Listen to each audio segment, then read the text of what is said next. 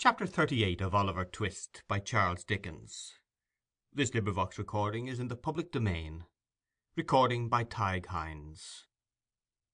Containing an account of what passed between Mr. and Mrs. Bumble and Mr. Monks at their nocturnal interview. It was a dull, close, overcast summer evening.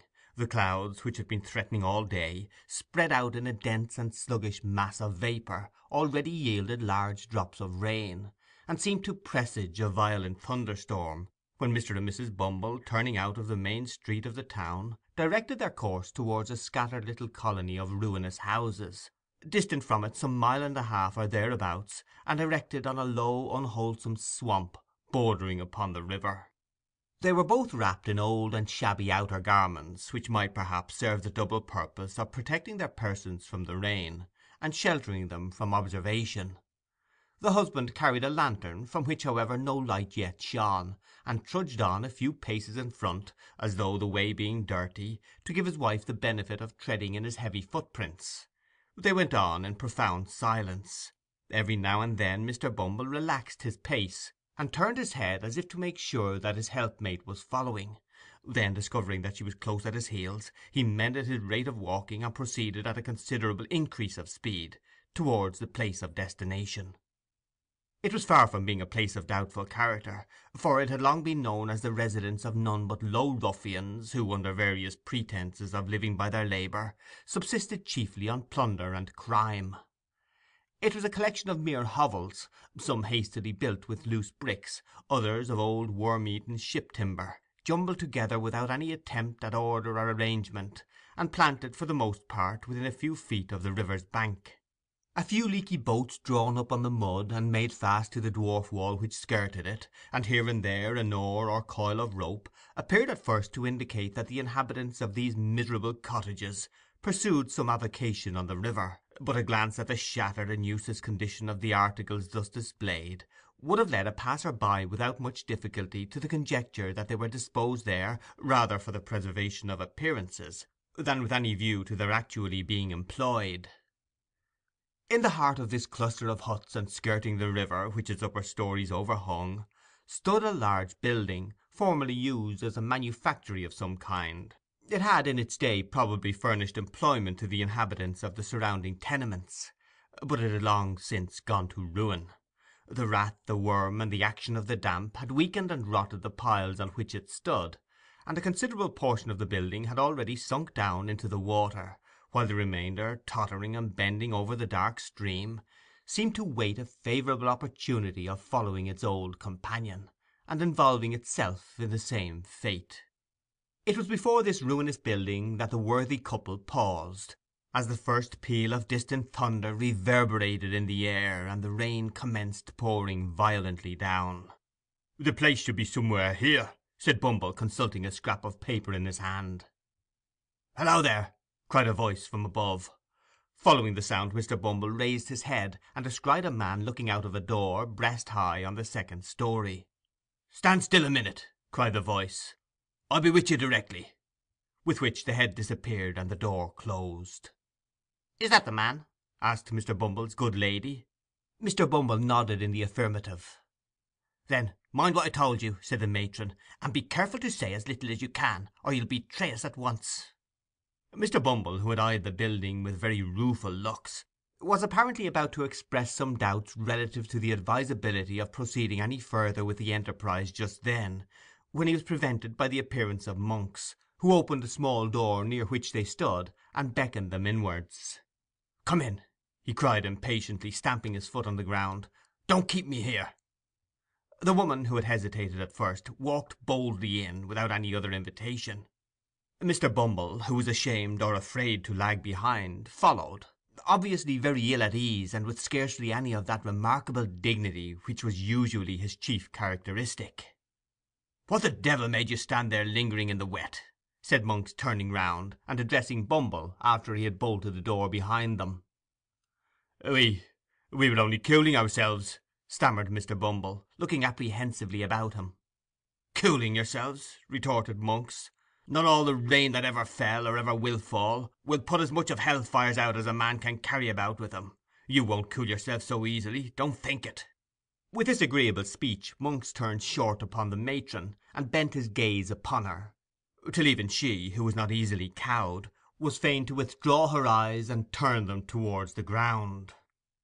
"This is the woman, is it?" demanded Monks. "That is the woman," replied Mr. Bumble, mindful of his wife's caution. "You think women can never keep secrets, I suppose?" said the matron, interposing, and returning as she spoke the searching look of Monks. "I know they will always keep one till it's found out," said Monks. "And what may that be?" asked the matron. "The loss of their own good name," replied Monks. "So, by the same rule, if a woman's a party to a secret that might hang or transport her, I'm not afraid of her telling it to anybody, not I. Do you understand, mistress?" "No," rejoined the matron, slightly colouring as she spoke. "Of course you don't," said Monks. "How should you?" Bestowing something half-way between a smile and a frown upon his two companions, and again beckoning them to follow, the man hastened across the apartment, which was of considerable extent, but low in the roof. He was preparing to ascend a steep staircase, or rather ladder, leading to another floor of warehouses above, when a bright flash of lightning streamed down the aperture, and a peal of thunder followed which shook the crazy building to its centre. "Hear it!" he cried, shrinking back. "Hear it, rolling and crashing on as if it echoed through 1,000 caverns where the devils were hiding from it. I hate the sound." He remained silent for a few moments, and then, removing his hands suddenly from his face, showed to the unspeakable discomposure of Mr. Bumble that it was much distorted and discoloured. "These fits come over me now and then," said Monks, observing his alarm, "and thunder sometimes brings them on. Don't mind me now. It's all over for this once." Thus speaking, he led the way up the ladder, and hastily closing the window shutter of the room into which it led, lowered a lantern which hung at the end of a rope and pulley passed through one of the heavy beams in the ceiling, and which cast a dim light upon an old table and 3 chairs that were placed beneath it. "Now," said Monks, when they had all 3 seated themselves, "the sooner we come to our business the better for all. The woman knows what it is, does she?" This question was addressed to Bumble, but his wife anticipated the reply by intimating that she was perfectly acquainted with it. "He is right in saying that you were with this hag the night she died, and that she told you something?" "About the mother of the boy you named," replied the matron, interrupting him. "Yes."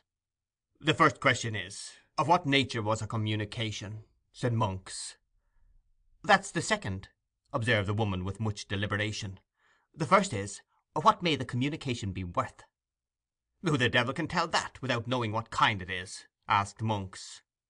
"Nobody better than you, I am persuaded," answered Mrs. Bumble, who did not want for spirit, as her yoke-fellow could abundantly testify. Said Monks significantly, and with a look of eager inquiry. "There may be money's worth to get, eh?" "Perhaps there may," was the composed reply. "Something that was taken from her," said Monks. "Something that she wore, something that—" "You had better bid," interrupted Mrs. Bumble. "I have heard enough already to assure me that you are the man I ought to talk to." Mr. Bumble, who had not yet been admitted by his better half into any greater share of the secret than he had originally possessed, listened to this dialogue with outstretched neck and distended eyes, which he directed towards his wife and Monks by turns, in undisguised astonishment, increased if possible when the latter sternly demanded what sum was required for the disclosure. "What's it worth to you?"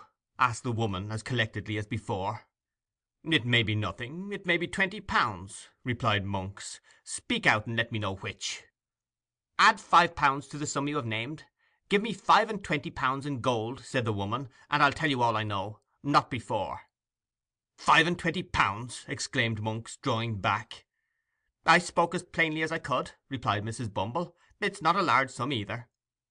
"Not a large sum for a paltry secret that may be nothing when it's told," cried Monks impatiently, "and which has been lying dead for 12 years past or more." "Such matters keep well, and like good wine often double their value in course of time," answered the matron, still preserving the resolute indifference she had assumed. "As to lying dead, there are those who will lie dead for 12,000 years to come, or 12,000,000, for anything you or I know, who will tell strange tales at last." "What if I pay it for nothing?" asked Monks, hesitating. "You can easily take it away again," replied the matron. "I am but a woman, alone here, and unprotected." "Not alone, my dear, nor unprotected neither," submitted Mr. Bumble, in a voice tremulous with fear, I am here, my dear. And besides," said Mr. Bumble, his teeth chattering as he spoke, "Mr. Monks is too much of a gentleman to attempt any violence on parochial persons. Mr. Monks is aware that I am not a young man, my dear, and also that I am a little run to seed, as I may say. But he has heard—I say I have no doubt Mr. Monks has heard, my dear, that I am a very determined officer, with very uncommon strength, if I am once roused. I only want a little rousing, that's all." As Mr. Bumble spoke, he made a melancholy feint of grasping his lantern with fierce determination, and plainly showed by the alarmed expression of every feature that he did want a little rousing, and not a little, prior to making any very warlike demonstration, unless indeed against paupers or other person or persons trained down for the purpose. "You are a fool," said Mrs. Bumble in reply, "and had better hold your tongue."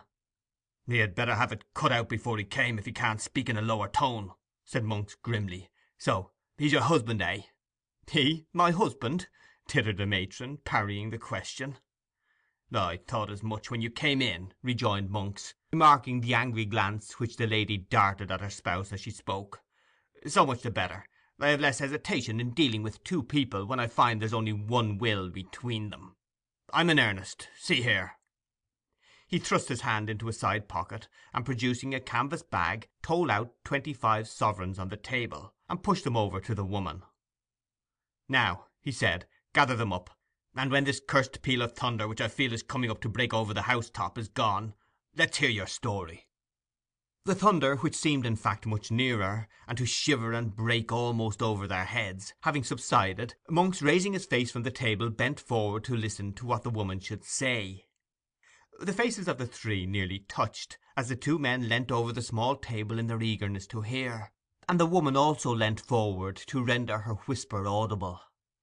The sickly rays of the suspended lantern falling directly upon them aggravated the paleness and anxiety of their countenances, which, encircled by the deepest gloom and darkness, looked ghastly in the extreme. "When this woman that we called old Sally died," the matron began, "she and I were alone." "Was there no one by?" asked Monks in the same hollow whisper. "No sick wretch or idiot in some other bed? No one who could hear and might by possibility understand?" "Not a soul," replied the woman. "We were alone. I stood alone beside the body when death came over it." "Good," said Monks, regarding her attentively. "Go on." "She spoke of a young creature," resumed the matron, "who had brought a child into the world some years before, not merely in the same room, but in the same bed in which she then lay dying." "Aye," said Monks, with quivering lip, and glancing over his shoulder. "Blood. How things come about." "The child was the one you named to him last night," said the matron, nodding carelessly towards her husband. "The mother this nurse had robbed." "In life?" asked Monks. "In death," replied the woman, with something like a shudder. "She stole from the corpse, when it had hardly turned to one, that which the dead mother had prayed her with her last breath to keep for the infant's sake." "She sold it!" cried Monks, with desperate eagerness. "Did she sell it? Where? When? To whom? How long before?" "As she told me with great difficulty that she had done this," said the matron, "she fell back and died." "Without saying more?" cried Monks, in a voice which, from its very suppression, seemed only the more furious. "It's a lie. I'll not be played with. She said more. I'll tear the life of both of you, but I'll know what it was." "She didn't utter another word," said the woman, to all appearance unmoved, as Mr. Bumble was very far from being, by the strange man's violence, "but she clutched my gown violently with one hand, which was partly closed, and when I saw that she was dead, and so removed the hand by force, I found it clasped a scrap of dirty paper." "Which contained?" interposed Monks, stretching forward. "Nothing," replied the woman. "It was a pawnbroker's duplicate." "For what?" demanded Monks. "In good time I'll tell you," said the woman. "I judged that she had kept the trinket for some time, in the hope of turning it to better account, and then had pawned it, and had saved or scraped together money to pay the pawnbroker's interest year by year, and prevent its running out, so that if anything came of it, it could still be redeemed. Nothing had come of it, and, as I tell you, she died with a scrap of paper, all worn and tattered, in her hand. The time was out in 2 days. I thought something might one day come of it too, and so redeemed the pledge." "Where is it now?" asked Monks quickly. "There," replied the woman. and, as if to be relieved of it, she hastily threw upon the table a small kid bag, scarcely large enough for a French watch, which Monks, pouncing upon, tore open with trembling hands. It contained a little gold locket, in which were 2 locks of hair and a plain gold wedding ring. "It has the word Agnes engraved on the inside," said the woman. "There is a blank left for the surname, and then follows the date, which is within a year before the child was born. I found that out." "And this is all?" said Monks, after close and eager scrutiny of the contents of the little packet. "All," replied the woman. Mr. Bumble drew a long breath, as if he were glad to find that the story was over, and no mention made of taking the £25 back again. And now he took courage to wipe the perspiration which had been trickling over his nose unchecked during the whole of the previous dialogue. "I know nothing of the story beyond what I can guess at," said his wife, addressing Monks after a short silence, "and I want to know nothing, for it's safer not. But I may ask you 2 questions, may I?" "You may ask," said Monks, with some show of surprise, "but whether I answer or not is another question." "Which makes 3," observed Mr. Bumble, essaying a stroke of facetiousness. "Is that what you expected to get from me?" demanded the matron. "It is," replied Monks. "The other question?" "What do you propose to do with it? Can it be used against me?" "Never," rejoined Monks, "nor against me either. See here, but don't move a step forward, or your life's not worth a bulrush."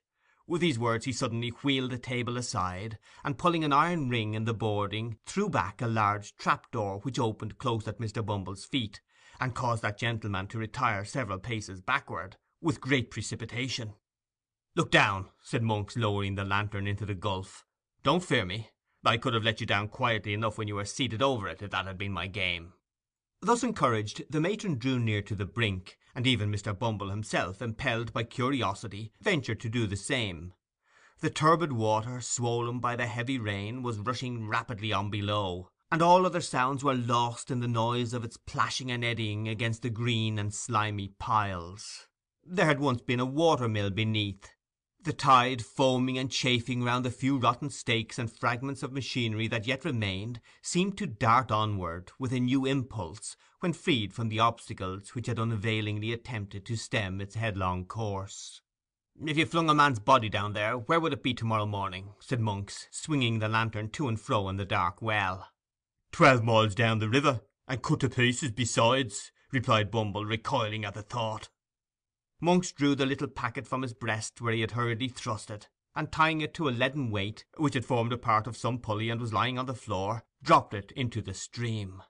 It fell straight and true as a die, clove the water with a scarcely audible splash, and was gone. The 3, looking into each other's faces, seemed to breathe more freely. "There," said Monks, closing the trap-door, which fell heavily back into its former position. "If the sea ever gives up its dead, as books say it will keep its gold and silver to itself, and that trash among it. We have nothing more to say, and may break up our pleasant party." "By all means," observed Mr. Bumble, with great alacrity. "You keep a quiet tongue in your head, will you?" said Monks, with a threatening look. "I am not afraid of your wife." "You may depend upon me, young man," answered Mr. Bumble, bowing himself gradually towards the ladder with excessive politeness. "On everybody's account, young man. On my own account, you know, Mr. Monks." "I am glad for your sake to hear it," remarked Monks. "Light your lantern, and get away from here as fast as you can." It was fortunate that the conversation terminated at this point, or Mr. Bumble, who had bowed himself to within 6 inches of the ladder, would infallibly have pitched headlong into the room below. He lighted his lantern from that which Monks had detached from the rope and now carried in his hand, and making no effort to prolong the discourse, descended in silence, followed by his wife. Monks brought up the rear, after pausing on the steps to satisfy himself that there were no other sounds to be heard than the beating of the rain without and the rushing of the water. They traversed the lower room slowly and with caution, for Monks started at every shadow, and Mr. Bumble, holding his lantern a foot above the ground, walked not only with remarkable care, but with a marvellously light step for a gentleman of his figure, looking nervously about him for hidden trap-doors. The gate at which they had entered was softly unfastened and opened by Monks. Merely exchanging a nod with their mysterious acquaintance, the married couple emerged into the wet and darkness outside. They were no sooner gone than Monks, who appeared to entertain an invincible repugnance to being left alone, called to a boy who had been hidden somewhere below. Bidding him to go first and bear the light, he returned to the chamber he had just quitted. Chapter 38